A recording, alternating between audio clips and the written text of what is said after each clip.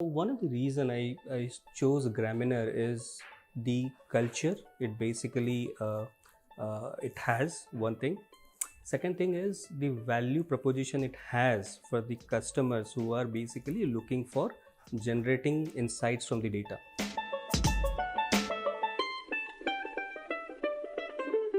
When I look at the Gramener, the way they operate, there's a huge room for innovation.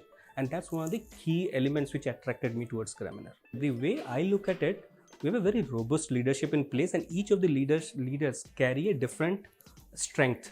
The way I perceive is that Anand brings a thought leadership or a thought-oriented leader.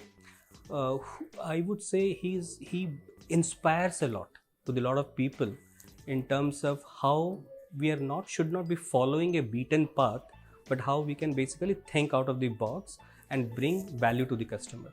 How much ground, how high you can go, and how still grounded you should be. So those are the few things I find very interesting with the leadership I am interacting with. Skills, if you look at this organization, my understanding is we basically have 2 or 3 broad skill sets. One is persons with data consulting who are basically understanding the domain, customer facing, they go to the customer, understand their pain and propose them solution. So I would say any team I have, I need to have a data consultant, because those are the people who are create intimacy with the customer, give them the solution and basically take it forward. Whatever solution we are giving, have a buy-in from the customer and put it in the production.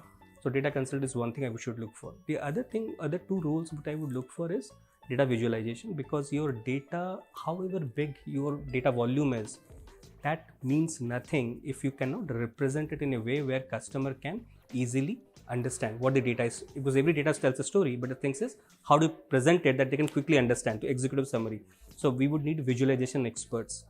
The third type of role I would look for is, I would certainly want to, as of today, because I've not been very long with the organization, but in this short time, I haven't had the opportunity to work with the data scientists. So this is another area I would certainly love to work with, because as we said, we just do not want to do a descriptive analytics. We do not want to tell that story which data is already telling us, but we need to tell them a story which would be basically becoming true 5 months, 6 months down the line, which is not very obvious today. So that part of it is prescriptive or the diagnostic part of it.